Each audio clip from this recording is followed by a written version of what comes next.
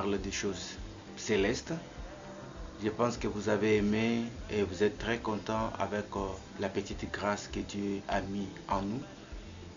Nous avons parlé sur la matière de la biche. Nous avons exposé la première volume, la seconde, la troisième, et maintenant nous commençons avec des choses sérieuses, plus sérieuses même, dans le volume 4. Bien-aimés, nous avons parlé d'abord de la biche et aujourd'hui que nous sommes en train de présenter sur les alliances. Parce que la biche comme étant le Seigneur Jésus qui est une alliance, selon Ésaïe que nous avons lu ensemble avec vous, que Sion devrait enfanter ses fils. Mais pour que les fils soient manifestés, parce que vous voyez, la biche doit nécessairement concevoir et elle ne sait pas comment compter le temps dans lequel elle sera enceinte jusqu'à ce qu'elle va délivrer ses enfants. Mais vous allez remarquer que quand il délivre les enfants vont partir. Ils prennent de la force le même jour. Et ils prennent de la force et ils s'en vont pour ne plus revenir. C'est ça l'enlèvement. Ce qui veut dire que nous quittons l'alliance. Parce que l'alliance, c'est les choses de la terre. L'alliance ne sera pas dans les cieux. C'est sur la terre, là où nous sommes en train de vivre. Et après, quand l'enlèvement aura lieu, nous partons pour ne plus revenir. Donc voilà la pensée qui est cachée dans cette écriture. Et nous allons parler après comment ils doivent partir. Quand ils mettent bas, ils doivent partir. Mais vous allez remarquer qu'ils partent pour ne plus revenir. Nous avons essayé un peu de parler sur les alliances. Parce que c'est là où il y a beaucoup de choses. Parce que si vous ne comprenez pas les alliances, vous allez mal prier, vous allez mal marcher et vous aurez des problèmes. C'est pourquoi vous voyez les gens, ils prient, ils partent dans les églises, mais les choses ne marchent pas. Pourquoi ils ne marchent pas? Parce qu'ils ont un problème de la connaissance exacte de la parole du Seigneur. Nous allons aujourd'hui commencer parce que l'alliance est liée au service. Parce que la façon dont le maître est en train de travailler, c'est ce qu'il y a une alliance. Remarquez avec Moïse, Moïse aussi avait toute une sacerdoce, tout un travail avec lui. C'est cette sacerdoce-là qui avait lié Moïse. Mais aujourd'hui aussi, nous sommes en train de parler sur l'alliance que nous appelons la grâce et que Jésus-Christ, notre Seigneur, a apporté aussi une autre alliance que nous appelons la nouvelle alliance ou l'alliance de la grâce. Mais remarquez, frère bien-aimé, les sacerdoces, c'est quoi? Les sacerdoces, c'est les services. Parce que dans toute alliance, il y a tout un service. Dans l'ancienne alliance, c'était Lévi qui avait travaillé. Mais dans la nouvelle alliance, c'est le Seigneur qui travaille. Mais je vous avais dit ceci. L'alliance de la loi n'a pas commencé avec Moïse. L'alliance de la loi avait commencé depuis le jardin d'Éden. Voilà pourquoi nous allons énumérer certaines sacerdoces ou certains services. À part les sacerdoces nous appelons les sacerdoces lévitiques, c'est que Lévi a travaillé comme étant le troisième fils. Et quand nous parlons du troisième fils, on est en train de parler uniquement de la terre. Pourquoi? Parce que Aaron est sorti de Lévi, Moïse est sorti de Lévi. Or, nous avons Moïse temps et Moïse personnage. Je dois lire un passage pour soutenir ce que je suis en train de dire. Nous sommes dans Actes des Apôtres au chapitre 15e. Actes chapitre 15.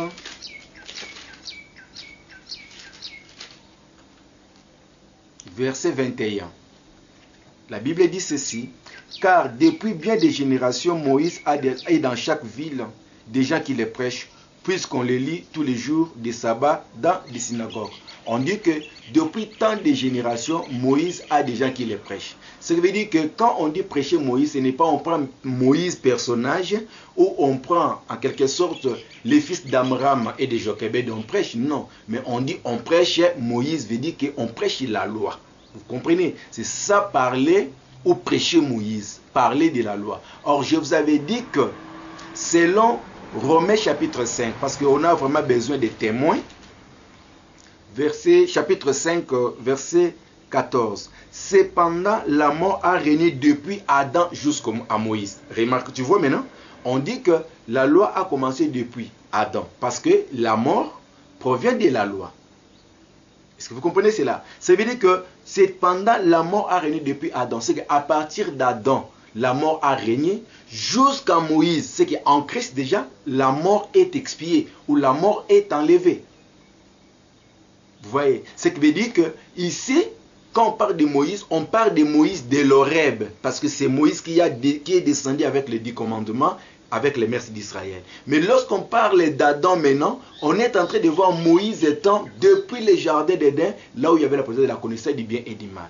Maintenant, lorsque le péché est entré dans les jardins d'Éden, le Seigneur a commencé une sacerdoce. C'est qu'il a commencé un service. Le service qu'il a commencé, c'était le service de la terre. Parce que Dieu devrait venir capturer un animal. Il prend un agneau.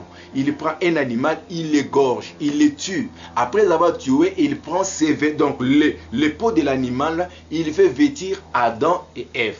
Gloire au Seigneur. Pourquoi c'est là? Parce que tout le travail que Dieu a fait dans les jardins d'Éden, c'était tout un sacerdoce. Or, quand je vous avais dit précédemment dans le volume 3 que nous devons utiliser ou nous devons parler en doctrine, connaissance, révélation et la prophétie. C'est que dans la doctrine d'abord, nous sommes en train de voir que Dieu est descendu, il a capturé un animal, il a égorgé l'animal, il a enlevé les peaux de l'animal et il a fait vêtir maintenant l'homme.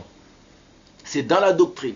Maintenant, quand nous partons dans la connaissance, nous sommes en train de chercher maintenant les voies et moyens ou sonder les Écritures pour comprendre les mouvements que Dieu a manifestés ici. Remarquez maintenant, bien-aimés, comment l'Éternel est en train de présenter une ombre dans une alliance que nous appelons l'alliance du matin. D'abord, si vous prenez Hébreux chapitre 10, suivez-moi bien frère, je suis là pour toi. Ma soeur, je suis là pour vous. Hébreux chapitre 10, verset 1er. Écoutez, en effet, la loi qui possède une nombre de biens à venir et non exacte représentation des choses. Tu vois, c'est que la loi possède l'ombre des choses à venir. C'est que dans l'ancienne alliance, c'était tout simplement des représentations.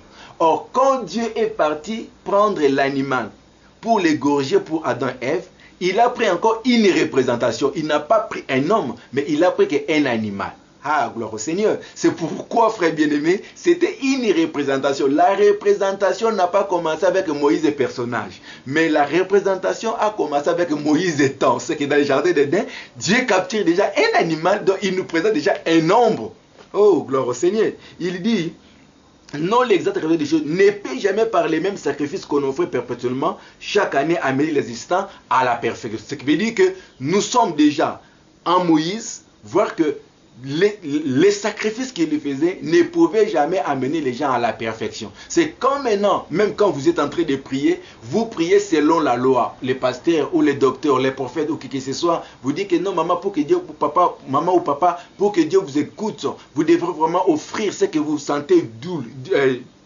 Donc ça vous fait mal dans le cœur, comme nous sommes déjà dans les mois de fête. Le pasteur vous dirait non frère, c'est que tu as travaillé toute l'année, il faut chercher quelque chose. C'est ça les faux enseignements que nous sommes en train de défier aujourd'hui, parce que dans l'ancienne alliance c'était des représentations mais non l'exacte chose. Remarquez maintenant, Dieu prend l'animal, c'est que les choses terrestres, c'est qu'il se réfère dans les ministères ou dans les sacerdoces lévitiques, dans les choses de la chair. Dieu fait quoi? Il capture l'animal, il égorge l'animal. Qu'est-ce qui se passe? D'abord, avant que Dieu capture l'agneau, Dieu vient premièrement, Adam, Adam, où es-tu? C'est que la voix doit nécessairement précéder les sacrifices. La voix doit nécessairement précéder l'œuvre qui devrait avoir lieu. Voilà pourquoi, lorsque Jean-Baptiste est venu, il a dit, je suis la voix de celui qui crie dans le désert. C'est que la voix qui précède la mort du sacrifice ou la mort de l'offrande, c'était la voix des prophètes. Voilà pourquoi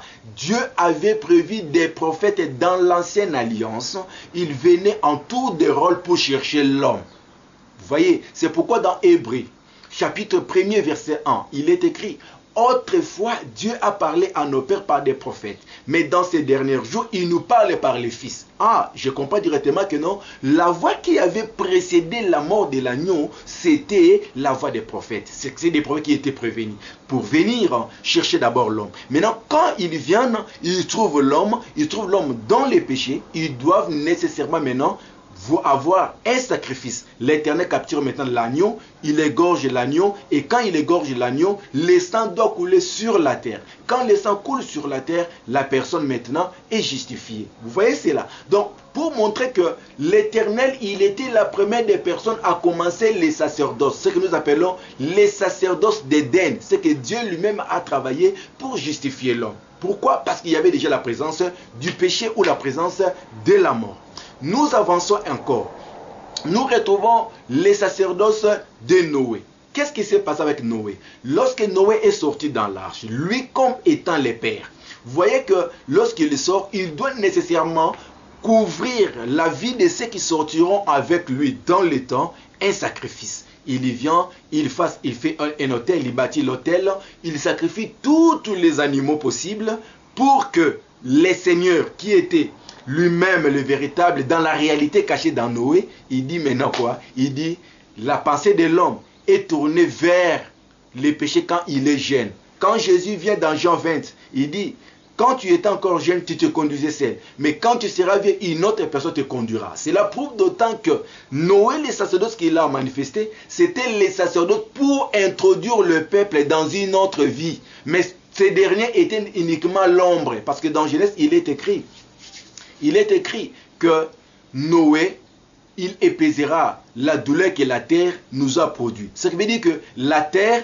qu'on est en train de parler ici, c'était Lévi. Parce que Lévi était venu faire souffrir les gens avec son sacerdoce, avec sa loi, avec sa marche. Le peuple souffrait. Il a fallu maintenant quelqu'un qui lui vienne, qui est le Seigneur Jésus-Christ, pour venir consoler maintenant les peuples par rapport à la terre qui était souffrante. Voilà pourquoi aujourd'hui, dans les églises, les gens continuent toujours à vivre dans la souffrance. Pourquoi? Parce qu'ils n'ont pas encore compris qu'il a fallu la venue d'un homme pour que cet homme-là nous décharge de la force de la loi ou de la charge de la loi. Voilà pourquoi Noé devrait maintenant accomplir le travail. Ici, nous sommes en train de prendre l'arche de Noé comme étant l'éternité. Je prends Noé comme étant le Seigneur lui-même, parce que quand il va sortir, il doit faire quoi? Il doit d'abord sacrifier. Or, Hébreux chapitre 10 que nous venons de lire précédemment, la Bible déclare que tu n'as voulu ni holocauste, ni offrande, mais tu m'as formé un corps, il est question de moi. C'est que les véritables offrandes qui devraient passer sur l'autel, c'était le Seigneur Jésus-Christ lui-même.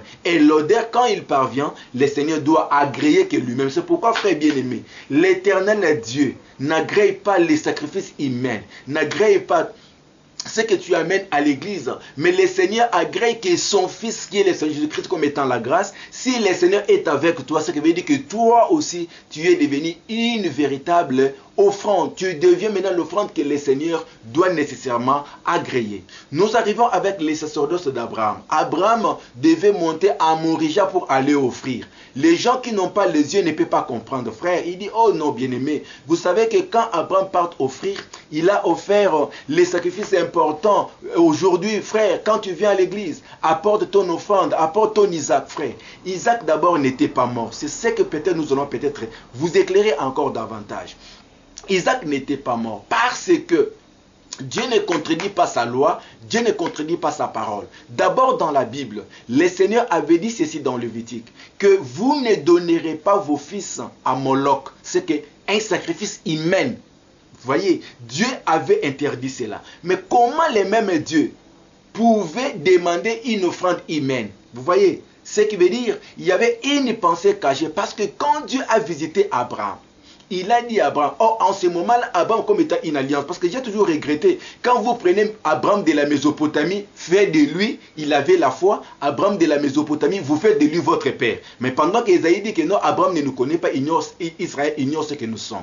Ici, Abraham était tout un peuple, toute une alliance. Mais quand il rencontre le Seigneur lui dit ceci, je m'en vais et je reviendrai dans l'époque suivante. C'est quand Dieu est en train de parler à Abraham, il dit que je m'en vais, je reviendrai. Dans la chair comme ça, vous n'aurez pas une écriture que Dieu était encore revenu chez Abraham. Il n'y a pas une écriture. Mais je vous dirais que tant qu'un prophète, quand Dieu parle, il ne peut pas contredire sa parole. Dieu était parti et il est revenu sous forme d'Isaac. Voilà pourquoi Dieu se demande que lui-même, il a dit que je reviendrai, mais quand il est revenu sous forme d'Isaac. Voilà pourquoi il devrait demander Isaac. Quand il demande maintenant Isaac, Isaac part maintenant avec Abraham. En ce moment ici, Abraham comme étant une alliance, il doit engendrer en lui tout un sacrificateur. Parce qu'en ce moment, lorsque Abraham part sur la montagne de Morija, sur l'autel pour offrir, il est sacrificateur en ce moment-là, mais les sacrificateurs étaient parmi les hommes, mais les sacrifices que Dieu cherchait n'étaient pas au milieu des hommes, mais ça devrait venir de l'éternité et se manifester au milieu des hommes. Gloire au Seigneur. Quand maintenant il amène Isaac, Isaac va poser la question. Voici les faits, voici le bois, où est le sacrifice? Et Abraham maintenant devient un prophète, il dit, l'Éternel pourvoira. Il a prophétisé, ah, vous avez fait des dieux, oh, il est Jéhovah Jireh. Dieu n'est pas Jéhovah Jireh à la façon que vous êtes en train de penser. Il est le Dieu qui a pourvu pour sacrifier un sacrifice pour nous. Quand ils arrivent maintenant là-bas, vous allez remarquer que, comme Jean, chapitre 12, nous les confirme que vous avez appris par la loi que Christ demeure éternellement. C'est que Christ veut dire que Dieu lui-même, c'est que Dieu ne peut pas mourir. Voilà pourquoi il a fallu maintenant que lorsqu'ils arrivent sur l'autel, les béliers se présentent. Or, quand on lit bélier dans la Bible, frère, le bélier est lié à 3 ans. Quand on parle du bélier, on parle de 3 ans. Mais quand on est en train de parler de l'agneau, on parle d'1 année. Mais quand l'Éternel demande ou présente un bélier, il a présenté les béliers parce que le bélier va justifier les peuples qui étaient dans la loi, dans les psaumes et dans les prophètes. C'est ça les 3 ans ou les 3 jours. Ça veut dire que les 3 jours ici, ce n'est que 3 ans. 3 ans veut dire 3 jours selon Ézéchiel 4 et 6 ans. Ce qui veut dire qu'il a fallu nécessairement qu'un bélier qui doit prendre le temps de la loi, les psaumes et les prophètes puisse être justifié. Maintenant, quand les béliers meurent, les béliers maintenant c'est Jésus. Vous voyez, tandis que Isaac c'est le Christ. Parce que quand Isaac rentre, c'est la résurrection du bélier. Vous voyez, alors en ce moment-là, les béliers aussi pouvaient dire Isaac, pourquoi m'as-tu abandonné? Comme il pouvait aussi dire à la croix, Christ, Père, pourquoi m'as-tu abandonné? C'est Christ, pourquoi tu m'as abandonné? C'est que Jésus est mort, mais Christ ne peut pas mourir. Est-ce que vous voyez cela? Donc c'est pour montrer que, en réalité, la pensée de Dieu n'était pas ce que les hommes sont en train de voir aujourd'hui. Ici, je ne suis pas dans la révélation, mais je suis dans la connaissance parce que je suis en train de sonder les Écritures pour ne pas contredire quoi que ce soit. Vous voyez, c'est ça les 4 manières de parler qui est très important. Maintenant, lorsque Isaac rentre, vous allez voir que maintenant, le Seigneur a justifié tout un peuple. Maintenant, quand tu prendras Isaac, faire d'Isaac maintenant ton argent, faire d'Isaac ton sacrifice, en ce moment-là, si tu viens avec ton argent à l'église, tu montres au pasteur, tu rentres avec cela. Vous voyez, donc ce sont des choses que nous voulons vous aider à comprendre. C'est pourquoi les gens mal affermis, ils peuvent dire non papa, vous savez que Abraham n'était pas dans la loi, Abraham était dans la grâce. D'abord quand on donne à Abraham la circoncision, Abraham c'était déjà une loi. Parce que quand on dit que tout mâle sera circoncis, c'était déjà une loi. Et quand Moïse est venu, Moïse l'a repris, cela veut dire que non, c'était une loi parce que dans la loi de Moïse, on l'a retrouvé. C'est pourquoi il dit, oh non, il faut donner la dîme parce que Abraham n'était pas dans la loi. Je vous dis et je vous le confirme que Abraham était dans la loi. La dîme que Abraham avait donnée, je vous poserai la question. Lorsque Abraham donne la dîme, Abraham était un homme ou il était une femme?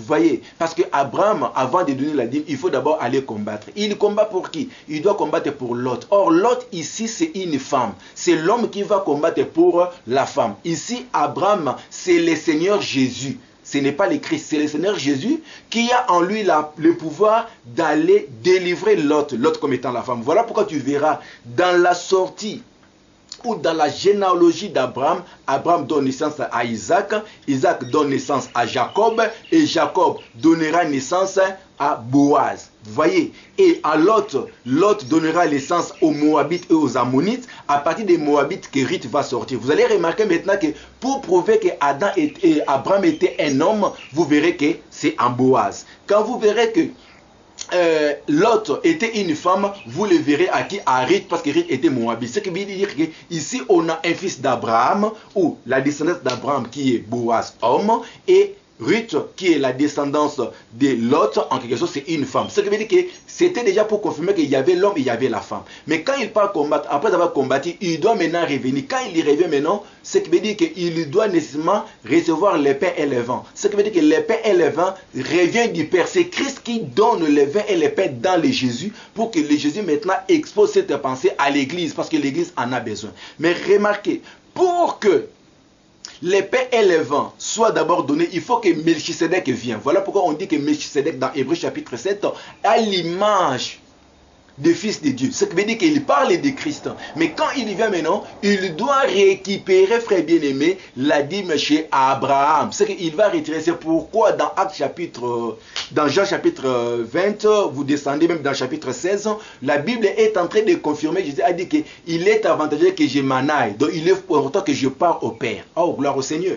Dans Actes, il y part. C'est que le Père le récupère. C'est que la nuée qui récupère les fils, c'est que veut dire que c'est Melchisedec qui récupère la dîme chez Abraham. Or, la dîme, il y en avait combien? Il n'y en avait que 10. Parce qu'on dit que dans les 10 commandements, Dieu a donné les 10 commandements à qui? Il a donné à Moïse. Pour montrer que c'était aussi en Abraham. Mais quand Dieu vient, Jésus, quand il vient dans Matthieu, il dit ceci, que les 10 commandements, je les réduis à un seul. Quand il dit deux, il veut dire un seul, parce qu'il parle de l'amour. L'amour du Créateur et l'amour du prochain. Ce qui veut dire que c'était un seul. Or, dans les 10 commandements, il n'y avait qu'un seul amour.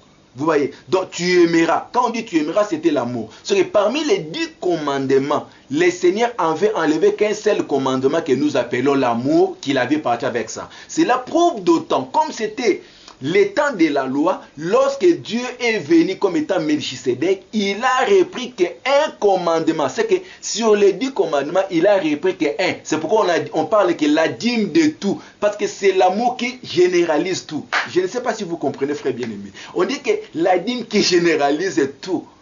Ah, gloire au Seigneur. Melchisedec a pris que le 1/10, il a pris que l'amour chez Abraham, il a laissé maintenant la loi en Abraham. Voilà pourquoi maintenant, lorsqu'on touche à Sarah, la Bible dit, le Seigneur a dit, ne touchez pas à Abraham parce qu'il est un prophète. Si tu n'as pas les yeux, tu ne peux pas comprendre. C'est pourquoi tu donnes la dîme. Tu donnes, oh non, Abraham avait donné. Parce qu'Abraham était dans la loi et Dieu avait récupéré le 1/10. Ça veut dire qu'il a laissé que le 9, le 1 est déjà parti. Mais quand Jésus est venu, lui, comme étant le véritable amour, c'est lui qui devait maintenant accomplir. Il dit que non, c'est lui qui a l'amour, il accomplit la loi et les prophètes. C'est que nous comprenons que la loi et les prophètes est accomplie en Jésus-Christ comme étant la grâce. Et quand le frère Jacques vient, Jacques dit ceci, c'est lui qui obéit aux 9 commandements. Et il n'obéit pas à un seul, il est coupable de tout. Gloire au Seigneur, parce que Jacques avait vu que non, dans l'ancienne alliance, depuis que Melchisedec était venu, il était parti qu'avec un seul commandement, il a laissé les 9. Frère, à quelqu'un tu vas faire l'effort de respecter les 9. Mais comme il est, tu n'as pas encore vu cela. Comment tu vas les vivre?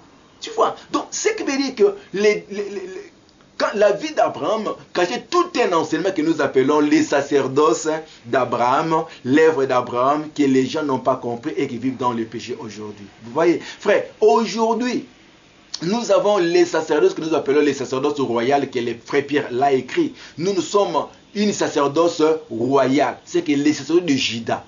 Et dans Hébreux chapitre 7, verset 7, la Bible prouve d'autant que la loi étant changée, il y a aussi un changement des sacerdoces. Ça veut dire que le service a changé. Nécessairement, il y a aussi une autre voie de chercher Dieu. Parce que ici, la force de l'alliance, c'est la parole et la prière. C'est pourquoi, lorsque les Samaritains ont rencontré l'homme qui était battu, laissé en demi-mort, vous allez remarquer que les Samaritains ont pris l'homme, ils lui ont amené dans l'hôtelier. L'hôtelier ici, ce n'est pas l'église, frère.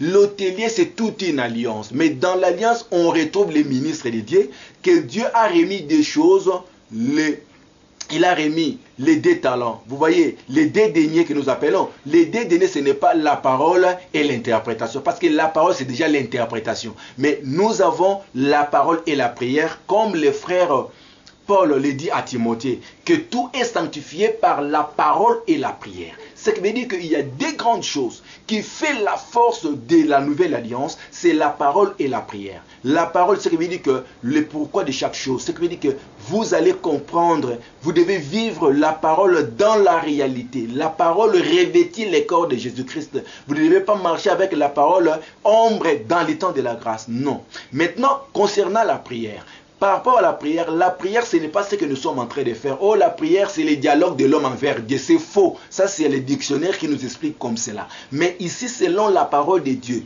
la prière, c'est l'expression de la femme envers son mari. C'est ça la prière. Ce qui veut dire que la femme parle à son mari, c'est ça la prière pour nous les saints, pour nous l'épouse, pour nous les peuples de Dieu. Maintenant, quand l'épouse parle avec son mari ou avec son époux, il y a des voies prévues pour parler avec ton époux. Vous voyez, ce n'est pas ce que nous sommes en train de voir. Voilà pourquoi, quand les gens prennent peut-être Matthieu chapitre 6, ça dit que non, notre Père qui est aux cieux. La prière de notre Père, ce n'est pas la prière à prier ou à répéter comme une citation et une récitation comme les gens le font. Non. D'abord, je vous avais dit dans volume, je pense 3, j'ai dit que la loi a fini dans les livres des gens. C'est que même Matthieu 6, c'est lorsqu'on a parlé de la prière, c'est aussi un nombre de choses à venir.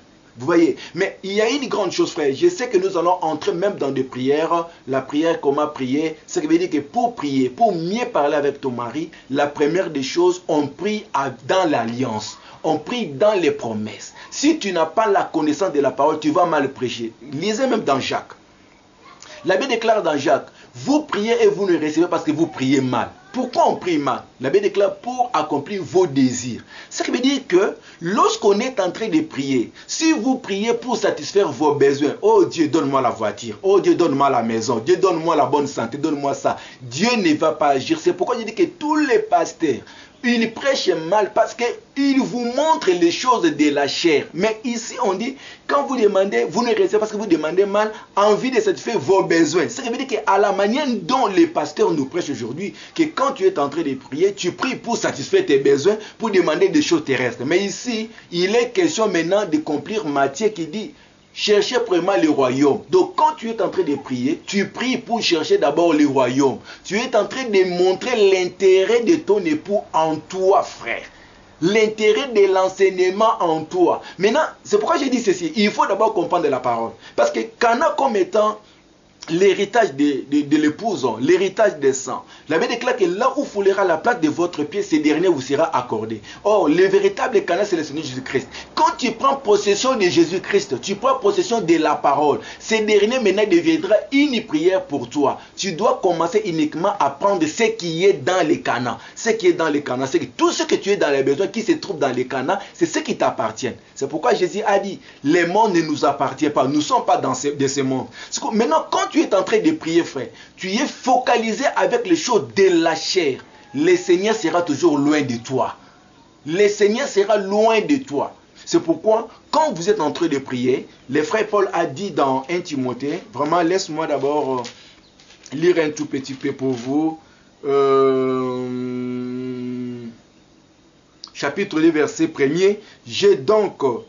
J'exhorte donc avant toute chose à faire des prières, des supplications, des requêtes, des actions de grâce pour tous les hommes.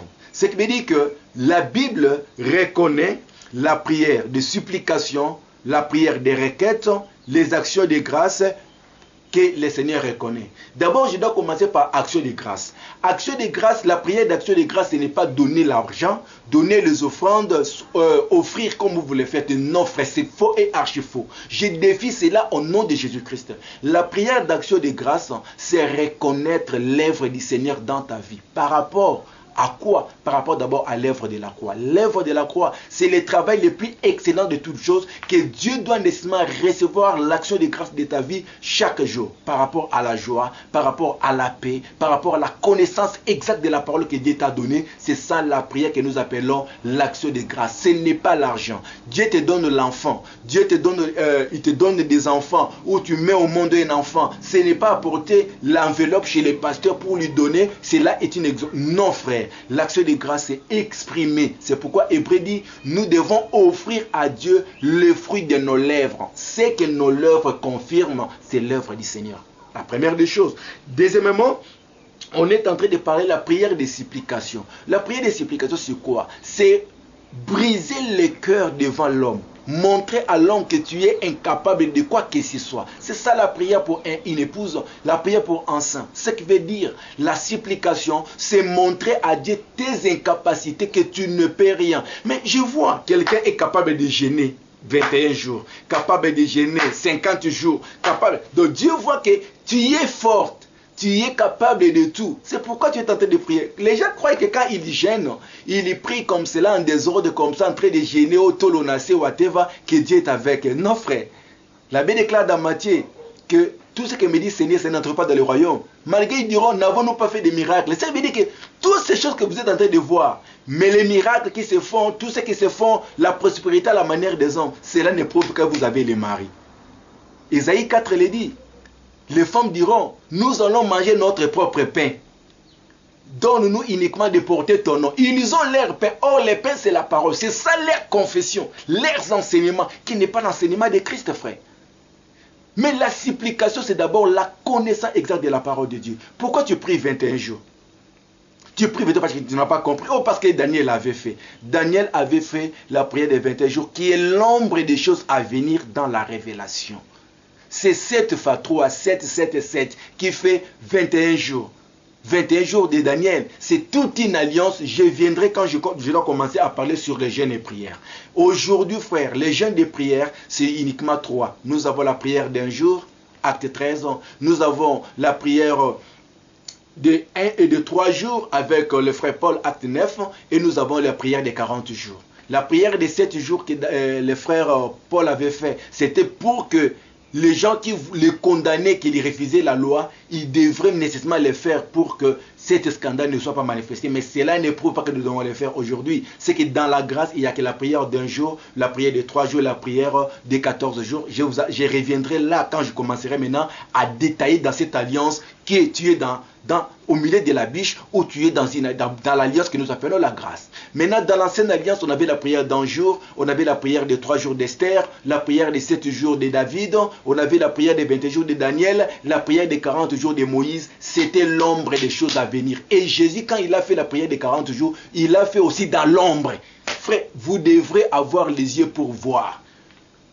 Il faut gêner dans l'alliance. Il faut gêner dans l'alliance, frère, non pas en dehors de l'alliance. Vous serez loin de Dieu à cause de ces choses. Vous allez perdre la vie éternelle à cause de ces choses. Nous sommes dans l'âge ou dans l'époque de la connaissance, frère bien-aimé. La connaissance.